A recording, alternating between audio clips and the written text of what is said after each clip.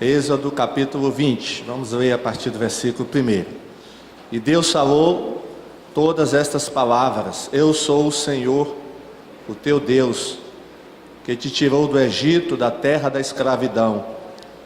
Não terás outros deuses além de mim. Não farás para ti nenhum ídolo, nenhuma imagem de qualquer coisa, no céu, na terra ou nas águas debaixo da terra.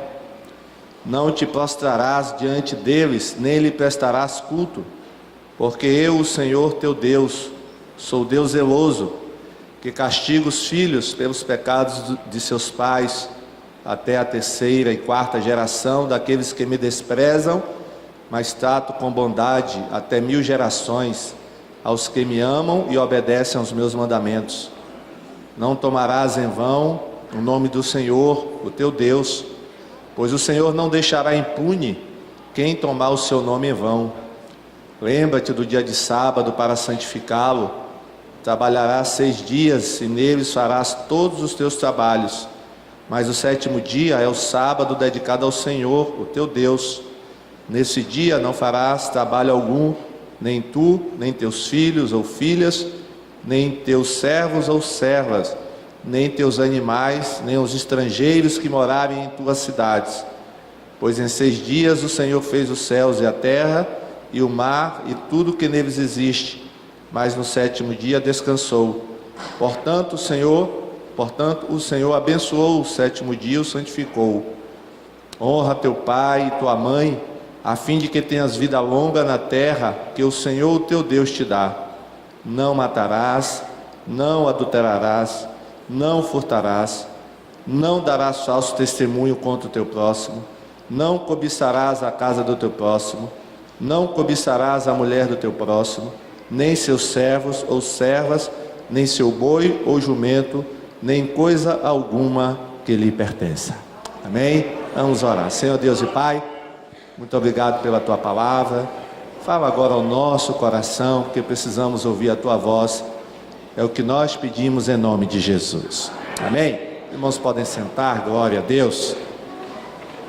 Glória a Jesus. Vamos estar atentos agora ao que Deus tem para falar ao nosso coração. Nesta manhã, irmãos, eu quero falar a respeito dos 10 mandamentos. Nós acabamos de ler aqui os 10 mandamentos. Quais são os propósitos, irmãos? Ou quais foram os propósitos e intenções de Deus ao nos dar os 10 mandamentos? Você sabe? Qual foi o propósito de Deus quando Ele deu os 10 mandamentos ao povo de Israel? Quais são os propósitos de Deus? Será que os 10 mandamentos ainda são válidos? Será que eu e você ainda temos que obedecer aos 10 mandamentos? Já que os mandamentos estão lá no Antigo Testamento, na Antiga Aliança, e nós estamos vivendo na Nova Aliança, não é verdade? Os 10 mandamentos foram dados na época da lei, e nós estamos na época da graça. Será que precisamos, cumprir os 10 mandamentos? Irmãos, quando Deus tirou o povo do Egito, o povo de Israel ainda não era uma nação constituída, era um povo, mas não era uma nação. Eles não tinham ainda a característica de nação, ou seja, eles não estavam organizados como nação, eles não tinham leis e normas que toda nação tem, não tinham. Então o que é que Deus fez? Deus os levou à península do Sinai. E na península do Sinai, irmãos, ali ao sopé do monte Sinai, o povo de Israel ficou quase 1 ano. E o que é que eles ficavam fazendo lá esse tempo todo? Por que que Deus deteve o povo de Israel durante quase 1 ano no Sinai? Porque foi lá no Sinai que Deus organizou a nação de Israel, que Deus deu as leis, as normas, as prescrições, para o povo obedecer e se organizar a partir daquele momento.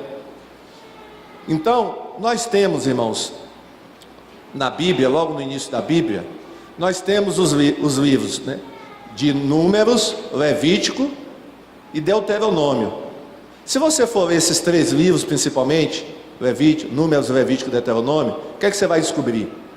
Que nesses 3 livros estão as leis de Deus para a nação de Israel. Leia para você ver. Tem até crente que não gosta muito desses 3 livros, principalmente de Levítico, Número. Pastor, quando a gente chega em Levítico, Número, Levítico, é tanta lei, é tanta norma, e aí eu não consigo ler.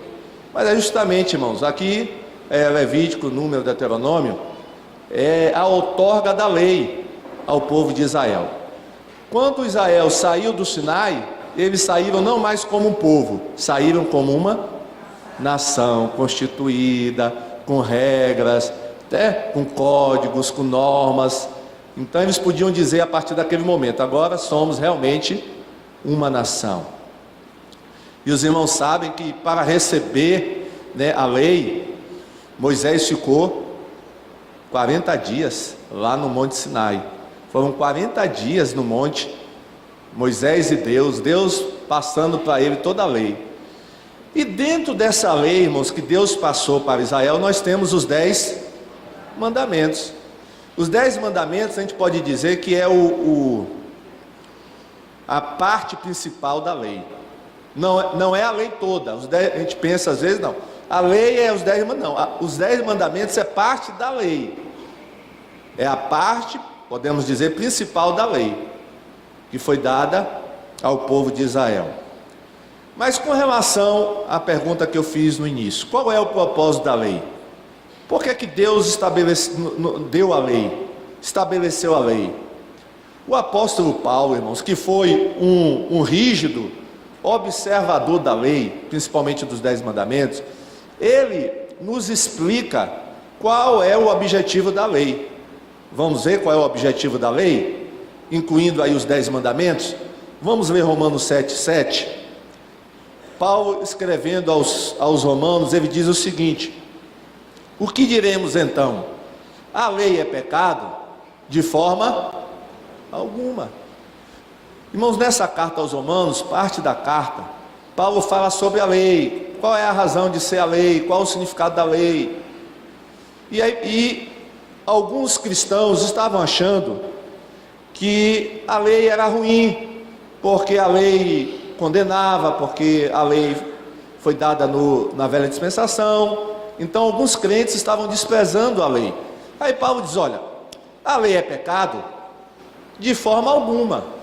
Porém, aí ele diz: porém, eu não conheci o pecado senão pela lei, porque eu não conheceria o desejo. Algumas traduções têm assim: eu não saberia o que é cobiçar, se a lei não dissesse: tu não cobiçarás. O que é que Paulo está querendo dizer com isso, irmãos? Que foi através da lei que ele conheceu o que era o pecado. E ele aí cita um dos 10 mandamentos, que é: não cobiçarás. Então ele diz assim: eu não saberia que cobiçar é pecado, se a lei não me tivesse dito que eu não deveria cobiçar. Então, um dos objetivos da lei qual é? Dizer para nós o que é e o que não é pecado. Os irmãos estão entendendo? A lei vai me dizer que cobiçar é pecado, que não honrar pai e mãe é pecado. A lei vai me dizer que imagens de escultura, eu fabricar e me prostrar diante dela, é o que? Pecado. A lei vai me dizer que adulterar é pecado. A lei vai me dizer que mentir é pecado. É ela que vai me dizer. Ou seja, a lei, ela me mostra o que é pecado e o que não é. Irmãos, a lei é como um espelho. Quando você chega diante do espelho, qual é a razão que você tem um espelho em casa? Qual é a razão? Quem é que tem espelho em casa aqui? Tem gente que não tem espelho em casa. Como é que você faz? Mulher tem mais espelho do que homem, não tem? Para que serve o espelho, irmãos? Eu vou ver como é que eu estou. Hein? Aí vai no espelho, né? Para ver como você está. A lei, irmãos, nos mostra como nós estamos diante de Deus. Se estamos bem ou não. Mas tem um outro texto, irmãos, muito interessante aqui de Paulo, que é Gálatas capítulo 3, 19 e 25. É um texto mais longo e ele explica aqui um outro objetivo da lei. Então, para que serve a lei? Era o que os crentes da Galácia estavam perguntando. Paulo, para que serve a lei?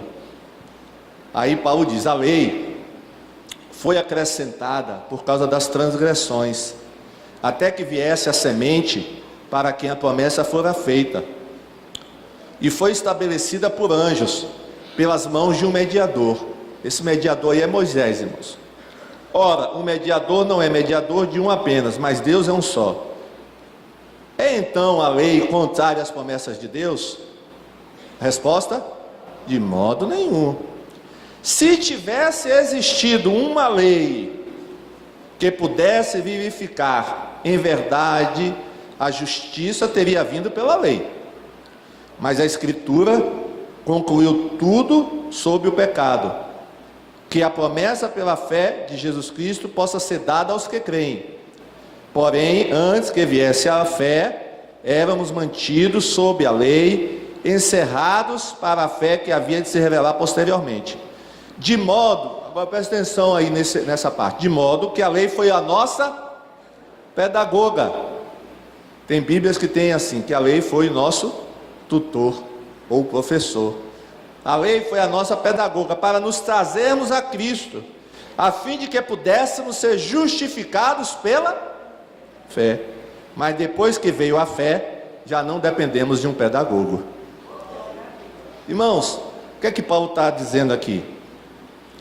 Que a lei nos serviu de tutor. A lei nos guardou até que chegasse a fé.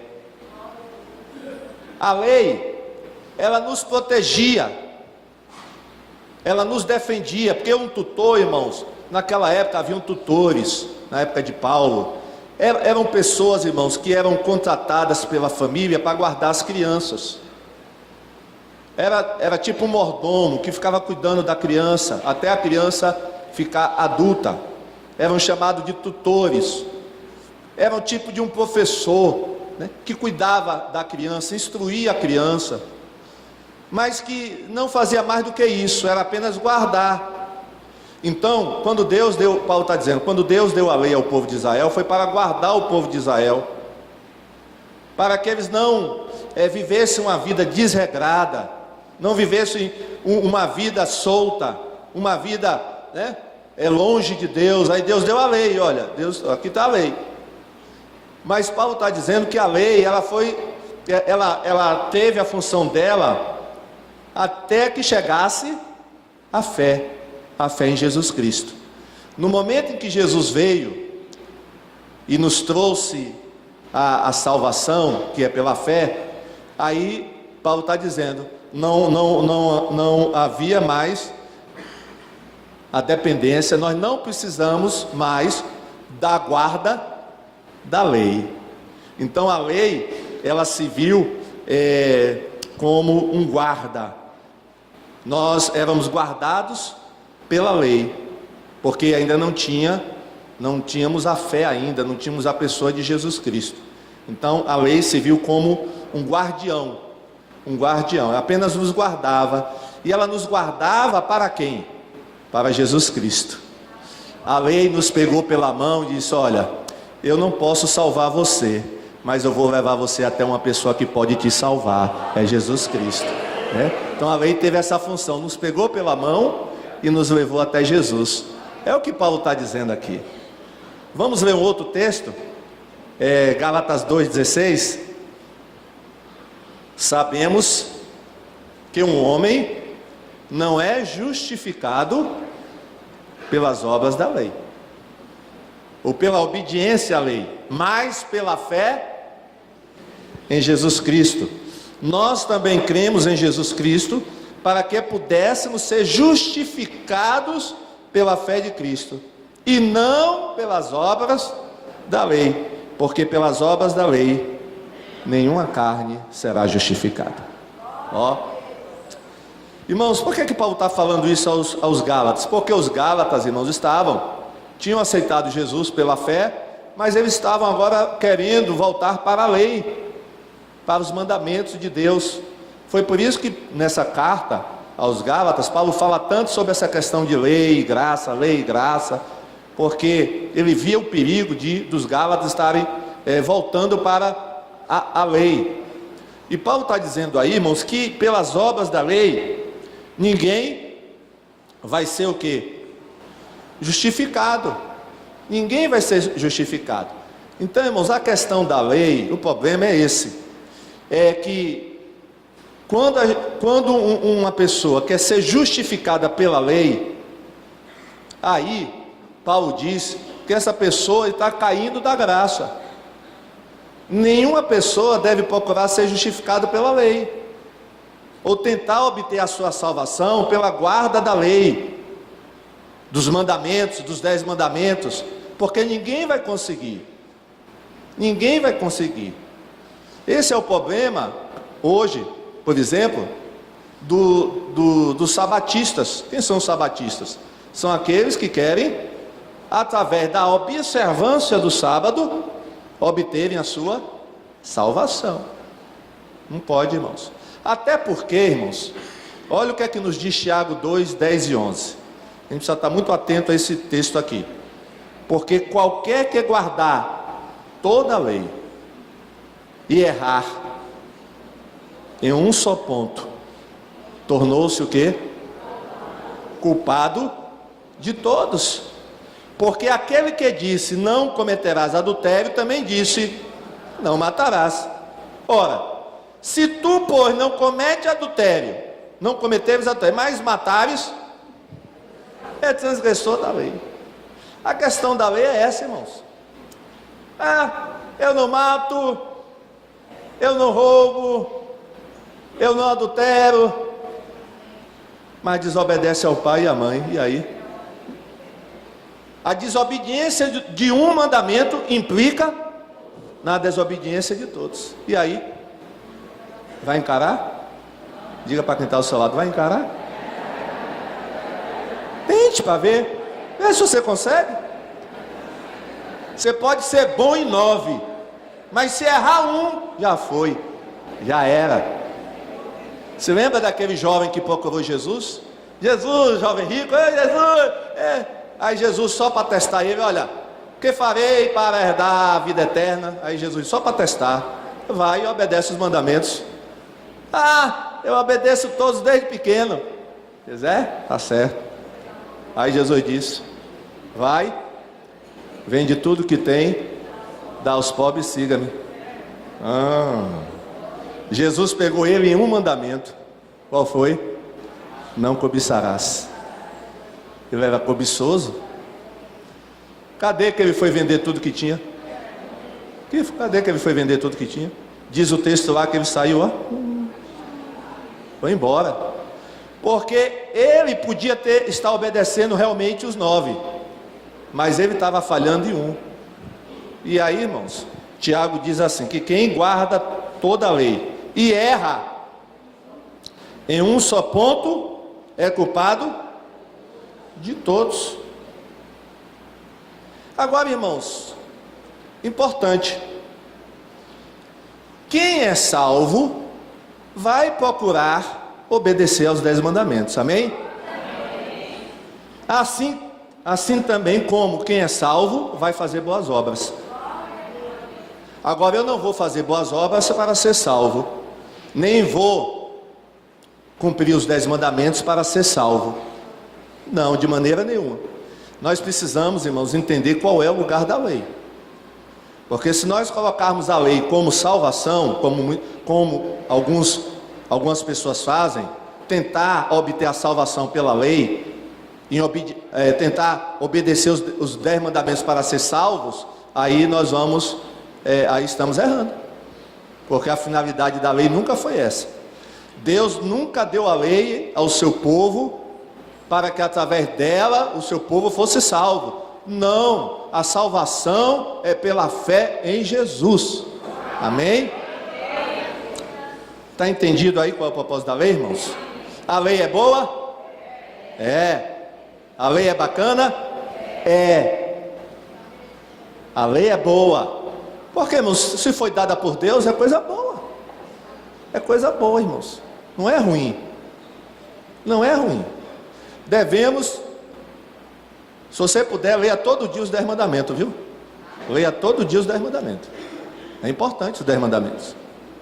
Mas não tente ser salvo através dos 10 mandamentos, que você não vai conseguir. Porque aí é obra da lei. Até porque, irmãos, também, se a salvação pudesse vir através da obediência da lei, por que Jesus teria que vir ao mundo morrer em nosso lugar? Não é verdade? Por que Jesus então teria que vir ao mundo para morrer em nosso lugar? Não, a lei não salva ninguém. Agora, vamos ver alguns mandamentos. Vamos ver se a gente consegue, analisar os mandamentos. Eu acho que não vai dar tempo para a gente ver todos hoje, mas vamos ver alguns. Qual é o primeiro mandamento, irmãos? Êxodo 23, vamos ver? Êxodo capítulo 20, todos juntos? Não além de mim. Irmãos, no Egito, os egípcios adoravam muitos deuses. Os egípcios. Os cananeus, os moradores de Canaã, e o povo de Israel estava indo para Canaã, também adoravam muitos deuses. Agora, irmãos, quantos deuses verdadeiramente existem? Tem gente que ainda está pensando. Irmão, só tem um Deus, viu? Só tem um Deus. Que Deus é esse? Jesus, amém? Só existe um Deus. Então, quando Deus fala assim, não, vocês não vão ter outros deuses, não terão outros deuses além de mim, claro que Deus não está falando, irmão, de Deus verdadeiro. Porque Deus verdadeiro só existe um, amém? Não existe outros, não, só tem um.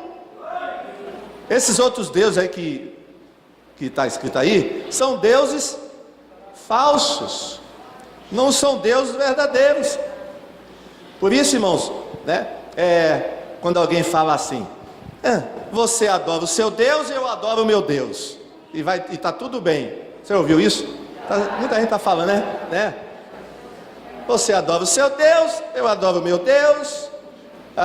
As pessoas também dizem assim, não importa o nome que você dê a Deus, tudo é Deus. Mentira, irmãos. A Bíblia diz que só tem um Deus. Vamos ver o nome desse Deus, 1 João 5:20. Quer saber o nome desse Deus?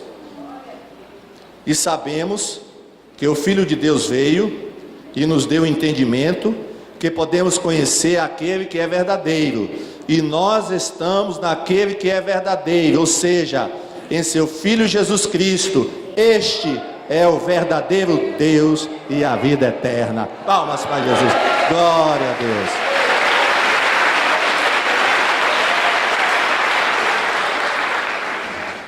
Este é o verdadeiro Deus e a vida eterna. Falando de Jesus, irmão. Está falando de Jesus aqui. Então só tem um Deus, irmãos, é Jesus. Não tem outros deuses. Agora, irmãos, tem uma coisa. O ser humano tem transformado coisas terrenas em deuses. Aí é que está o problema. O ser humano, o homem, tem transformado coisas terrenas em deuses. Quer ver um exemplo? Dinheiro. O dinheiro, irmãos, tem muita gente que serve ao dinheiro, que tem o dinheiro como Deus. Acontece, irmãos. Tem pessoas que amam ao dinheiro. E a Bíblia diz que o amor ao dinheiro é o quê? É a raiz de todos os males. O amor ao dinheiro.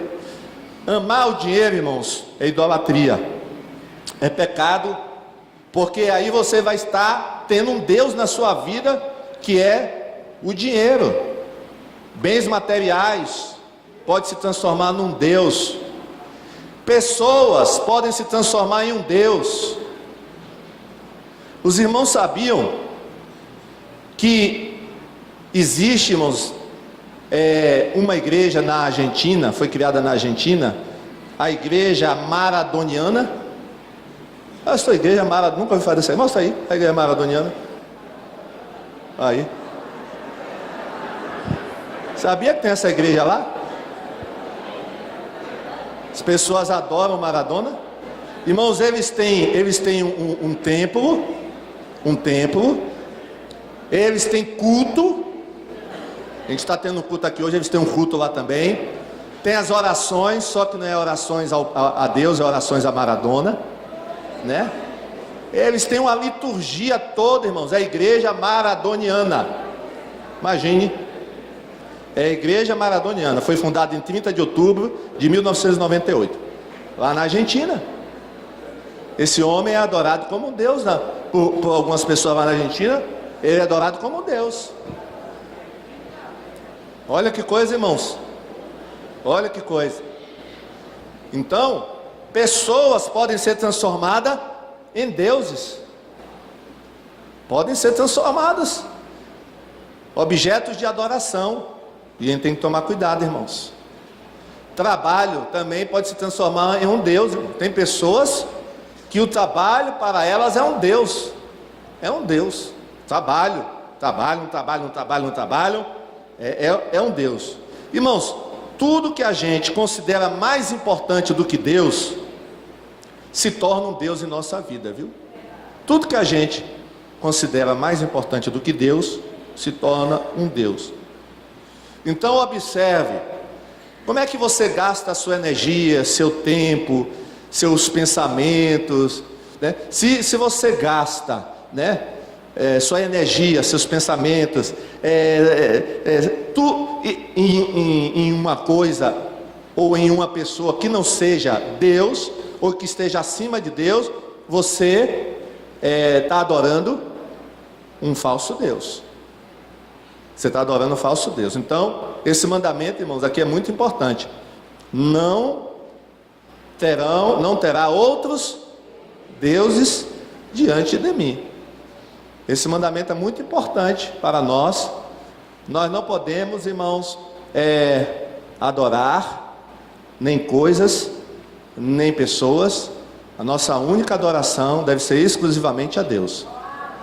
E nós sabemos que só tem um Deus, que é Jesus Cristo. Amém? Vamos para o segundo mandamento, que muita gente considera como um complemento do primeiro mandamento. Qual é o segundo mandamento? Vamos ler versículo 4 e 5. Não farás para ti nenhum ídolo, nenhuma imagem de qualquer coisa no céu, na terra ou nas águas debaixo da terra. Não te prostrarás diante deles, nem lhes prestará culto. Irmãos, o que é que esse segundo mandamento proíbe? Proíbe a fabricação de imagens que representem qualquer ser, qualquer objeto no universo, céu, terra e embaixo das águas. Esse mandamento proíbe isso. Qualquer tipo de fabricação de imagens de escultura. Porque quem faz e adora imagens é chamado na Bíblia de idólatra. Isso é idolatria. O que é idolatria? É culto a um ídolo. E a idolatria, irmãos, era uma prática muito comum entre os povos antigos. Era muito comum. Era comum no Egito, era comum em Canaã. Então Deus deu esse segundo mandamento já para alertar o povo dele. Olha, vocês saíram da idolatria, vão para o meio de um povo idólatra, então eu não quero que vocês se comportem como o povo lá da terra de Canaã. Não sejam idólatras como eles são. Então Deus proibiu a fabricação e a adoração ou veneração, que é a mesma coisa, dessas imagens. Irmãos, a coisa era tão comum naquela época, que quando Jacó fugiu de Labão, se lembra dessa história? Raquel, a esposa de Jacó, ela roubou um ídolo do pai. É só ver a história. Ela pegou uma estatueta do pai, que era um ídolo, e roubou, e levou com ela, e quase isso deu uma confusão muito grande, porque, irmãos, era hábito das pessoas andarem com ídolos em miniatura, estatuetas em miniatura. Elas tinham isso, né? Algumas usavam como amuleto, guardavam isso e adoravam essas imagens. E isso é um pecado grave. Irmãos, foi o pecado da idolatria que levou o povo de Israel para o cativeiro. O povo de Israel foi para o cativeiro lá na Babilônia, foi por causa da idolatria, porque eles não obedeceram esse mandamento. Quando eles entraram em Canaã, eles começaram a idolatrar, adorar os deuses dos cananeus. E esse mandamento foi o primeiro mandamento que o povo de Israel quebrou. Porque quando Moisés demorou lá no monte, Moisés ficou 40 dias no monte, o que é que eles fizeram? O que é que eles construíram? Um bezerro de ouro. Irmão, Deus havia acabado de dizer para eles que não era para fazer imagem de escultura. E eles construíram um bezerro de ouro. Arão ainda tentou justificar: não, mas esse bezerro é uma representação de Deus. Eu acho que isso estava na cabeça deles, irmãos. Eles achavam que Deus podia ser representado em forma de bezerro, porque naquela época tinham muitos deuses que eram representados em forma de animais, de vaca, de boi, de bezerro. Aí eles construíram um bezerro, achando que isso ia até agradar a Deus. É por isso, irmãos, que Deus nunca se mostrou para ninguém em imagem fisicamente. Por quê? Porque se Deus se mostrasse de uma forma, o que é que as pessoas iam fazer? Iam fazer logo uma imagem. Não é verdade? É por isso, irmãos, eu entendo assim, que no Novo Testamento você procura como era Jesus. Jesus era alto, era baixo, era magro, era gordo, era loiro, era ruivo, era moreno, era negro. Você encontra a descrição física de Jesus na Bíblia? Por que não? Eu acho que foi de propósito. Foi de propósito. Deus não permitiu que nenhum evangelista, que ninguém, colocasse o aspecto físico de Jesus. Porque se tivesse na Bíblia assim, Jesus era careca, baixo, barrigudo, o que é que as pessoas iam fazer? Uma imagem de uma pessoa careca, baixa e barriguda, e dizer: Jesus, Jesus, Jesus. Não tem, irmãos, a figura de Buda? Como é a figura de Buda? Gordinho, porque Buda era gordinho, irmão. Aí fizeram a imagem de Buda. Aí Jesus disse: não, comigo não vai ser assim não. Então, irmãos, hoje ninguém sabe se Jesus era alto, baixo, magro, gordo. Não sabe a cor de Jesus, ninguém sabe nada. Palmas para Jesus, glória a Deus. Ninguém sabe. Ninguém sabe. A gente só sabe a idade dele, né? A idade não tem problema saber, né? Mas, irmãos, porque, irmãos, há a tendência no coração do ser humano à idolatria. É uma tendência do ser humano. Se ele não adora o Deus verdadeiro, ele vai criar para ele um ídolo. E esse, irmão, não é o pecado talvez principal do nosso país? A idolatria? Não é o pecado principal do povo do Nordeste? Irmãos, a maior dificuldade quando a gente vai no sertão evangelizar, sabe qual é? A idolatria. É a principal dificuldade, irmãos, quando a gente vai falar de Jesus lá no sertão, nos povoados, é a idolatria. Irmãos, tem em muitos estados do Nordeste, o padre Cícero é o Deus deles, mesmo não sendo reconhecido pela Igreja Católica, o padre Cícero nunca foi reconhecido como santo pela Igreja Católica, mas para muitos nordestinos, o padre Cícero é um Deus. Eles oram ao padre Cícero, fazem promessa ao padre Cícero. Lá em Juazeiro do Norte, mas eu fui em Juazeiro do Norte, tem uma imagem imensa. Ela só é menor do que o Cristo Redentor lá no Rio. Mas, irmãos, a imagem imensa, sabe de quem? Do Padre Cícero. E tem romaria. E ai de você se falar do Padre Cícero. Você toma uma surra, você sai corrido de lá, de Juazeiro do Norte. Cuidado, viu? Quando for em Juazeiro do Norte, não vai falar mal do Padre Cícero, não. Que para ele você está falando mal de Deus. Cuidado. Irmãos, é idolatria. É idolatria. Com relação ao bezerro de ouro, irmãos, Deus matou, Deus castigou 3.000 israelitas, viu? 3.000 israelitas morreram naquele dia por causa do bezerro de ouro. Por causa do bezerro de ouro. Então, a gente tem que ter muito cuidado com a idolatria, né? com o ídolo, né? Com o ídolo. Vamos ver 1 João 5:21. Olha o que diz 1 João 5:21. Filhinhos, 1 João 5:21. Tem aí? Filhinhos, guardem-se dos ídolos.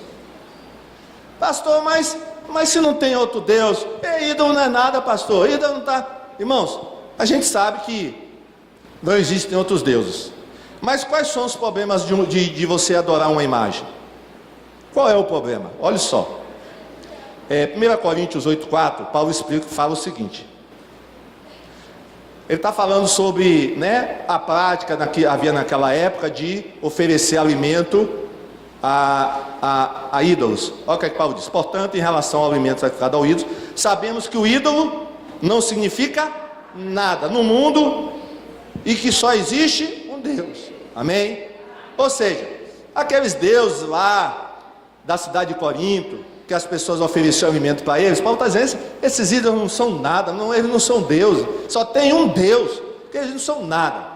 Agora, depois, Paulo complementa essa palavra, para a gente não achar o seguinte, já que o ídolo não é nada, então eu vou lá comer a comida dos irmãos gêmeos. Não é verdade. Você não vai comer a comida dos irmãos gêmeos. Sabe por quê? 1 Coríntios 10:19-20. Portanto, o que eu estou querendo dizer? Será que o sacrifício oferecido a um ídolo é alguma coisa? Ou o ídolo é alguma coisa? Não. Quero dizer que os que os pagãos sacrificam é oferecido aos demônios e não a Deus. E não quero que vocês tenham comunhão com os demônios. Porque, irmãos, alguns crentes de Corinto se achando muito independentes, não, a gente vai comer sim, daí eu vou comer, eu quero ver. Aí eles iam lá no templo e ficavam comendo das comidas que eram oferecidas aos ídolos. E Paulo está dizendo, não, olha, veja só, o ídolo realmente não é coisa nenhuma, não tem outro Deus a não ser o Senhor. Mas o que é que está por detrás de um ídolo? Os demônios que estão enganando as pessoas. Por isso não tem a participação da mesa de demônios. Amém? Então, irmãos, essa questão de idolatria é uma coisa muito séria. Deus castiga quem é idólatra, as nações idólatras são castigadas, irmãos. Então, a gente tem que ter muito cuidado com a idolatria, né? Não ter outros deuses diante de nós. Tem que ter muito cuidado, irmãos. Muito cuidado. Vamos ao terceiro mandamento, 27, né? Êxodo 20, capítulo 7. Qual é o terceiro mandamento? Vamos ler todos juntos? 1, 2, 3. Não. Pois o Senhor não deixará impune. Irmãos, acho que esse é o mandamento que as pessoas mais quebram, viu? Inclusive crente. E às vezes quebra sem perceber. Irmãos, nós não podemos ficar usando o nome de Deus, o nome de Jesus, de qualquer maneira. De qualquer maneira. Na oração do Pai Nosso, qual é o primeiro pedido que tem na oração do Pai Nosso? Santificado seja o teu nome. Santificado seja o teu nome. Então, irmãos, nós não devemos ficar usar o nome de Deus sem necessidade. Ficar usando o nome de Deus, e é Deus para lá, e Deus para cá, e Deus para lá, Deus para... Irmãos, está errado. O nome de Deus é precioso, viu? Outra coisa, a gente não pode ficar usando o nome de Deus em piada, brincadeira. Tem crente que bota o nome de Deus em piada. Vou contar uma piada, e aí bota o nome de Deus, de Jesus. Olha, irmãos, brincadeira também não está correto. Usar o nome de Deus em promessa, ou fazer promessa ou juramento. Eu juro no nome de Deus, eu juro, meu irmão, eu juro. Não faça isso não. A gente não deve jurar, irmão, nem pelo céu, pela terra, nem pelo nome de Deus. Olha, eu prometo em nome de Jesus que eu vou te dar aquela calça que eu te prometi. Não, dê a calça para o irmão, mas não fica botando o nome de Jesus no meio não. Eu prometo em nome de Jesus, meu irmão, vou te dar aquela calça, vou devolver aquele dinheiro em nome... Não, o nome de Jesus não é para ficar sem fazer promessa em cima do nome de Jesus, nem fazer juramento em nome... Olha, irmãos, o judeu até hoje ele tem muito cuidado em pronunciar o nome de Deus. Ele não fica pronunciando o nome de Deus à torta e à direita, não. E a gente tem que tomar cuidado. A gente acha que pode, né, que vai. O que é que Deus está falando, irmãos? Que quem usar o nome dele em vão, o que é que vai acontecer? Deus não deixará o quê? Impune quem tomar o seu nome em vão. Tomar o nome de Deus em vão, sabe o que é também? É ficar dizendo assim, Deus me mostrou, Deus me revelou e não foi Deus coisa nenhuma. Cuidado, viu? A pessoa sabe que não foi Deus e fica usando o nome de Deus para dar autoridade à palavra dela, não de Deus. Foi Deus, foi. Se foi Deus, amém. Mas se não foi Deus, não diga que foi Deus, não. Diga, fui eu, né? Mas não bote o nome de Deus no meio, não. A gente tem que ter muito cuidado, irmãos. Quando fala em nome de Deus, dizer que foi Deus que falou, amém? Vigia mais nessa área, né? O nome de Deus, irmãos, é precioso, amém? O nome de Deus é valoroso, o nome de Jesus é valoroso. Então a gente tem que, esse é o mandamento, viu? É o terceiro mandamento, não é verdade? Terceiro mandamento. Então vamos ter cuidado com isso. Qual é o quarto mandamento? O quarto mandamento, irmãos, fala sobre o sábado, não é verdade? Aí lembra do dia de sábado para santificá-lo. Vamos ver só até essa primeira parte. Irmãos, uma coisa interessante sobre essa questão do sábado. Você sabe que esse é o único mandamento que não se encontra no Novo Testamento? São 10 mandamentos, né? Esse é o único que não é ratificado no Novo Testamento. Por que será? Por que será que os outros 9 mandamentos são mencionados no Novo Testamento, mas o sábado não é? Por que não é? A gente vai ver o seguinte, irmãos. A questão do sábado foi uma questão entre Deus, foi uma aliança que Deus fez entre Ele e o povo de Israel. Querem ver isso? Vamos ver Êxodo 31, 14, 17. Esse texto não está aí, abra sua Bíblia. Nesse texto, Êxodo 31, 14, 17. Olha o que é que Deus fala sobre o sábado, aqui em Êxodo 31.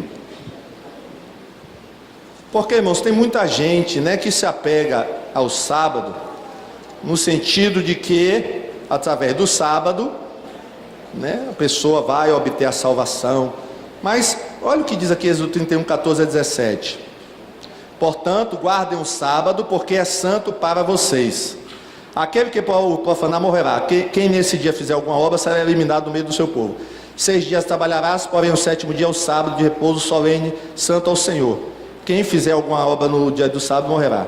Os filhos de Israel guardarão o sábado, celebrando por aliança perpétua de geração em geração. Entre mim e os filhos de Israel é sinal para sempre. Olha o que Deus está falando aqui. Entre mim e os filhos de Israel é sinal para sempre. Então Deus está dizendo, o sábado é um sinal entre eu e vocês, Israel, nação de Israel. Agora olhe lá Colossenses 2,16. O que é que diz Colossenses 2,16? Paulo falando sobre o sábado. Vamos lembrar, irmãos, que Paulo tinha sido um ferrenho observador da lei, viu? Inclusive Paulo, antes de se converter, ele obedecia ao sábado. Mas vamos ver o que ele diz em Colossenses 2,16. Também não está aí na tela, viu? Abra aí sua Bíblia. 2,16. Porque ninguém julgue vocês por causa de comida e bebida, ou dia de festa, ou lua nova, ou sábados, porque tudo isso tem sido sombra das coisas que haviam de vir, porém o corpo é de Cristo. Olha, irmãos, Paulo estava dizendo, olha, ninguém deve julgar ninguém por causa de comida, bebida e por causa de sábado. Ó, o que é que Paulo está querendo dizer com isso, irmãos? Que a questão da observância do sábado não é mais predominância para nós, né? O dia do sábado, que é o 7º dia, né, da semana.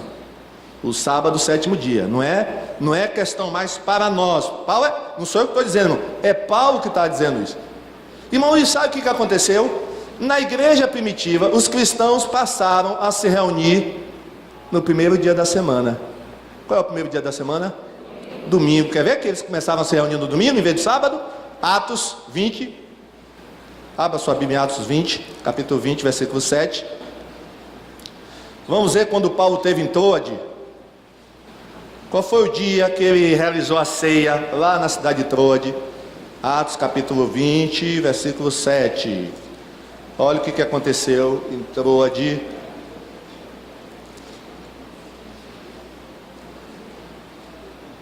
Foi aí em Troade, né, que um rapaz foi assistir o culto na janela.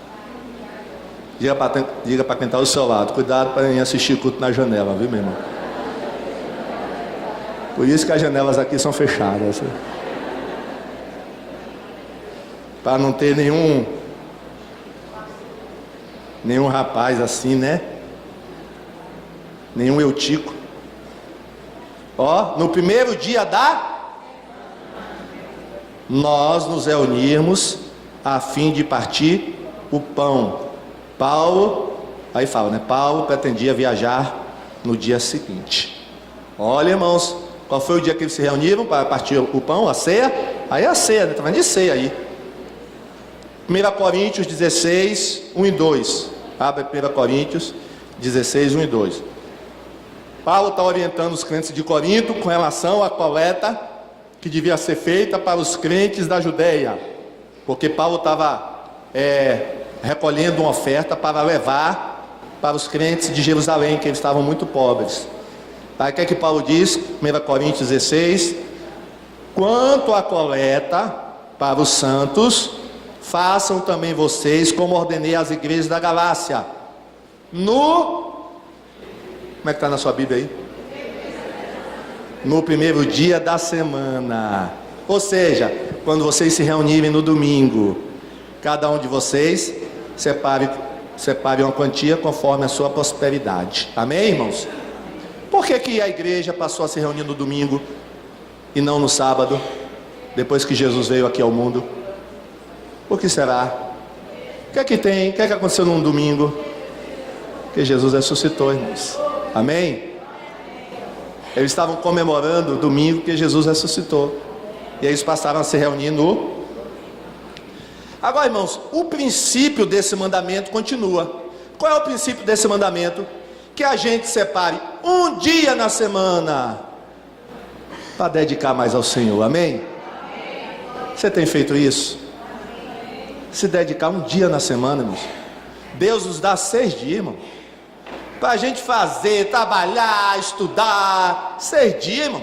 E Ele só pede um. A gente dá mais dedicado a Ele.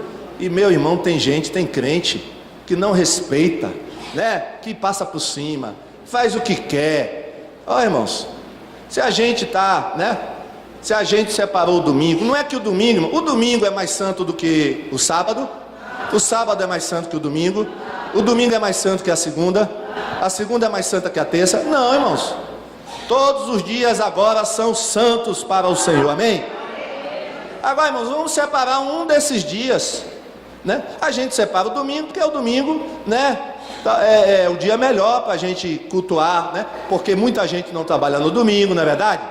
Muita gente não trabalha no domingo, Então no domingo, né, as escolas não abrem no domingo, o colégio não abre no domingo, não é verdade? Então, domingo é o dia que a gente separa. Separou? Não porque o domingo seja mais santo do que qualquer outro dia. Mas, irmão, tem crente que não observa isso, não para. Porque, irmãos, Deus deu esse mandamento para o nosso próprio bem. Aliás, todos os mandamentos são para o nosso próprio bem, viu? Não é para tirar, mandamento, isso é para tirar a alegria da gente. Não é não, irmão. É para nos abençoar. Os mandamentos, se a gente obedecer, a gente vai ser abençoado. Então, irmãos, é para renovar as energias, para descansar, né? Para sair da rotina, para botar o pensamento mais em Deus, assim, ter esse tempo maior com Deus. Mas, irmãos, e esse foi um dos pecados de Israel, viu? Israel profanou o sábado, não obedecia ao sábado, e aí Deus castigou eles por causa disso. E nós, irmãos, precisamos ter esse entendimento também, viu?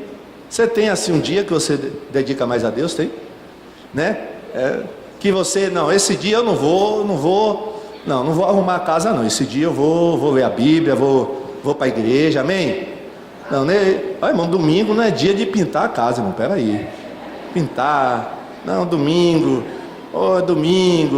irmãos, aí vai embora, o domingo vai embora, e aí você relaxa no domingo, e aí se não vem no domingo, pior ainda nos outros dias, é que não vem mesmo, né?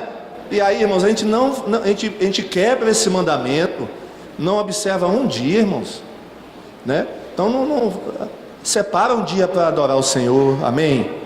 Para se dedicar mais às coisas de Deus, para evangelizar. Não, hoje é evangelismo, hoje não tem, né? Hoje é evangelizar, eu não quero saber, eu vou deixar lá em casa tudo, eu vou sair para evangelizar, esse dia é do meu Senhor, glória a Deus, amém, irmãos?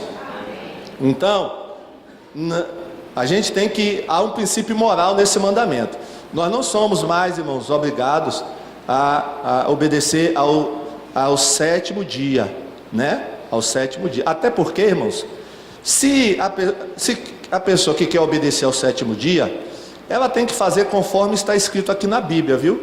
Eu acho interessante que quem observa o sétimo dia não observa como está aqui na Bíblia. Porque, irmão, se for observar aqui o que Deus proibia no sétimo dia, nem fogo podia acender, viu? Nem cozinhar podia acender. Então, se vai obedecer ao sétimo dia, tem que obedecer conforme a Bíblia. Até porque, sabe qual era a punição? Quem não obedecia ao sétimo dia conforme estava escrito aqui? Era morte. Diga para quem está ao seu lado, vai encarar? Vai querer obedecer ao sétimo dia? Então encare como está aqui, viu? Não venha com enrolação não. Tem que obedecer como está na Bíblia, letra por letra, tio por tio. Então você vai ter que ver lá as ordenanças para o dia de sábado, lá como ele tinha que ser obedecido. Você não podia sair de casa durante uma distância grande, só podia andar até uma certa distância, viu? E aí, vai encarar? Diga para quem está saindo, vai encarar? Agora, irmão, gente que quer obedecer o sábado hoje, viaja, faz isso. Que sábado é esse, irmão? Sábado fajuto esse? Pode não. Tem que ser igual na Bíblia. Tem que obedecer igual. Eu vou obedecer, tudo bem, obedeça, mas tem que ser igual como está na Bíblia. E agora? Por isso, irmãos, que a gente não deve pegar isso para a nossa salvação. Agora, pastor, e se um cristão evangélico quiser observar o sábado? Problema dele. Pode observar. Agora, não observe no intuito de ser salvo. Aí é que está o problema. Porque, irmão, tem crente que está observando o sábado. O problema dele. Observe o sábado. Agora, não venha me dizer que você está observando o sábado para ser salvo. Aí você está errado. Porque a salvação, como nós vimos aqui, não é por cumprir nenhum mandamento, é pela fé em Jesus Cristo, amém? Glória a Deus, glória a Deus. O último, né, por hoje, o último, o quarto só, é o quarto, não, o sexto, né? É o quinto, Êxodo 20, 12, o último. Vamos lá, Êxodo 20, 12, tem aí ou não tem? Tem, vamos ler juntos, honra.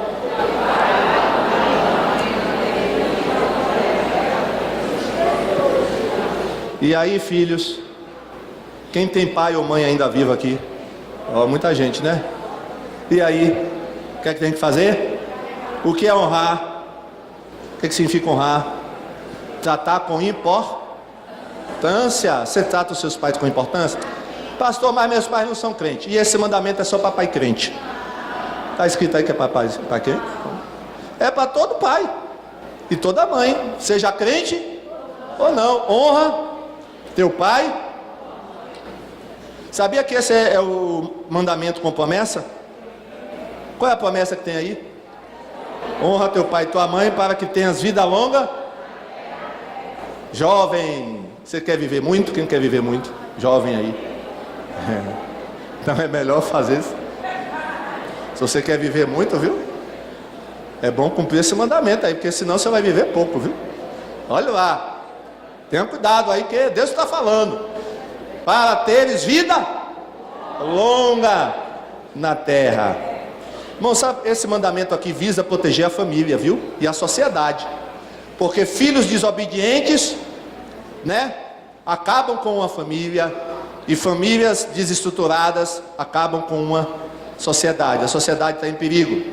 Irmãos, o pai e a mãe são os líderes do lar. E por isso tem que ser obedecidos. Jesus deu o exemplo.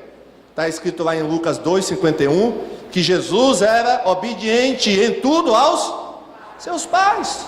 Ele tinha 12 anos de idade, irmãos. E ele era obediente, submisso. Não é verdade? Ele sempre respeitou Maria, sempre respeitou José. Jesus deu o exemplo de obediência. E olha, se você trata mal o seu pai, não respeita, seus filhos vão tratar você da mesma maneira. O menino olhava para o pai assim atentamente, porque o pai estava dando comida para os avós do menino, na tigela, numa tigela, em vez de dar no prato, ele dava naquela tigela de cachorro. Não tem uma tigelinha que serve cachorro, comida de cachorro? Não tem umas tigelinhas? Aí ele estava dando comida para os pais já velhinho, naquela tigela. E o menino observando o pai, observando. Aí o pai disse: menino, por que você me observa tanto? Não, meu pai, é o seguinte, eu estou vendo como é que o senhor está dando comida aos meus avós, porque quando o senhor for velho, eu vou saber como é que dou comida para você também. Ixi, tá vendo? O que é que não estava dizendo? Ah, meu pai, quando o senhor for velho, eu vou também te dar comida em tigela de cachorro. Olha, cuidado, viu? Quem desrespeita os pais agora será desrespeitado pelos filhos no futuro, né? Aquilo que a gente semeia, colhe, viu, irmãos? Agora, irmão, o que tem acontecido? Muitas pessoas, até crentes, estão carregando mágoas e traumas por causa do relacionamento que tiveram com os pais. Olha que coisa. Falta de perdão. E aí o que é que a Bíblia diz? Você tem que perdoar, viu? Né? Mesmo que seu pai tenha errado contra você, você tem que perdoar eles. Tem que perdoar. Para Deus te abençoar, você tem que perdoar. Tem que perdoar. Então, se você está com mágoa, traumas, né, de relacionamentos problemáticos com pai e mãe, né, você tem que perdoar. Para que Deus te abençoe também. Para que você seja feliz. Para que você tenha uma família abençoada. Para que você tenha filhos obedientes a você e submissos. Tem que resolver esse problema com os pais, mas tem que resolver. Uma vez eu atendi um jovem aqui, aí ele disse: pastor, ore por mim, porque eu não consigo perdoar meu pai. Meu pai traiu a minha mãe e casou com outra mulher, e eu não estou bem na faculdade, pastor, eu não estou bem nos estudos, eu não consigo trabalhar direito, porque eu não consigo perdoar o meu pai. E aí, irmãos, eu orei por ele, e nós oramos e tal. Agora, recentemente, ele voltou e diz: pastor, já perdoei meu pai, conversei com ele, pedi perdão, e a gente de vez em quando agora está saindo junto. Às vezes eu passo o dia todo lá na casa dele. Palmas para Jesus, glória a Deus, amém? Tem que fazer isso, né? Tem que fazer isso para Deus abençoar. Esse é o mandamento, né? Honra teu pai e tua mãe. É isso que a gente vê hoje na sociedade? Infelizmente não, né? Filhos, né, respondendo aos pais, filhos batendo nos pais, agredindo, matando. Irmãos, é por isso que o mundo está desse jeito. Se os filhos não obedecem aos pais, vão obedecer às autoridades? É por isso, irmão, que tem gente que chega na igreja e não obedece pastor. Sabe por quê? Quando não obedece pastor é porque não obedece o pai em casa nem a mãe. não obedece a autoridade, aí chega com rebeldia dentro da igreja, aí não vai obedecer pastor. Se não obedece o pai, a mãe vai obedecer pastor? Não obedece nada. Então, ó, se você é desse jeito, você precisa ser curado, viu, meu irmão? É cura, irmãos. Precisa ser curado. Amém? Vamos ficar em pé? Depois a gente continua os outros mandamentos, não é verdade? Por isso que o salmista disse: eu amo a tua lei. Amém? Vamos dizer isso? Eu amo a tua lei. De novo, eu amo a tua lei. Não porque ela nos salve, não, nada disso. Porque ela é boa para nós, irmãos, né? Você sabia que só teve uma pessoa no mundo que cumpriu os 10 mandamentos? Quem foi? Jesus, isso mesmo. Irmão, Jesus cumpriu toda a lei, amém? Olha, cumpriu em nosso lugar, né? A gente não ia conseguir cumprir mesmo. Então Jesus cumpriu toda a lei. Então, desses mandamentos que eu falei, qual deles você está falhado? Pense aí, viu? Pense aí. E o que é que você vai fazer nessa manhã? Senhor, me perdoa, porque eu tenho falhado nesse mandamento aí que o pastor falou. Aí você vai pedir perdão e Deus vai te abençoar nessa manhã, amém? Vai te restaurar e vai te pedir perdão e vai te perdoar. Glória a Deus. Vamos orar, feche seus olhos. Olha o Senhor, diga a Deus: Deus, me ajuda a obedecer aos teus mandamentos. Fale com Ele, me ajuda a obedecer aos teus mandamentos. Não quero ser desobediente, nem rebelde, nem submisso. Quero ser um crente obediente. Quero ser um crente que ama os teus mandamentos. Pode falar com Deus isso. Fale com Deus. Glória a Jesus. Senhor Deus e Pai, nós falamos nessa manhã sobre os teus mandamentos. Muito obrigado, ó Deus, pelos mandamentos, porque eles nos orientam. Eles, ó Deus, são, ó Deus, alicerces para nós. Muito obrigado, ó Pai. Queremos te pedir nessa manhã a graça e a unção do Espírito Santo, para que nós não venhamos a falhar, Pai, em nenhum desses mandamentos aqui, que foram estudados nessa manhã. Que possamos cumpri-los, ó Deus, obedecê-los. Seja o de honrar pai e mãe, seja o de separar um dia, Pai, um dia só, para dedicar ao Senhor. Ó Deus, seja o de não tomar o teu nome em vão, o de não ser idólatra, de não ter outros deuses. Ó Jesus, nos ajuda, porque sabemos que só com a ajuda do teu Espírito Santo poderemos, ó Deus, estar obedecendo a esses mandamentos, ó Pai. Muito obrigado, ó Deus, muito obrigado. Muito obrigado pela tua palavra, Senhor. Deus, não queremos tomar o teu nome em vão também. Nos ajuda, Pai. Nos ajuda, Pai, a que não venhamos a ficar usando do teu nome, ó Deus, a toda hora, a todo momento, sem razão, sem necessidade. Ó Deus, santifica os nossos lábios, ó Pai, e nos ajuda, Pai. Nos ajuda nessa questão também. Ó Deus, muito obrigado pela tua palavra. Continua nos abençoando nesta manhã. É o que nós pedimos no nome de Jesus. Amém. Glória a Deus. Palmas para Jesus. Diga para o seu irmão: meu irmão, vamos obedecer aos mandamentos do Senhor? Vamos obedecer. Glória a Deus.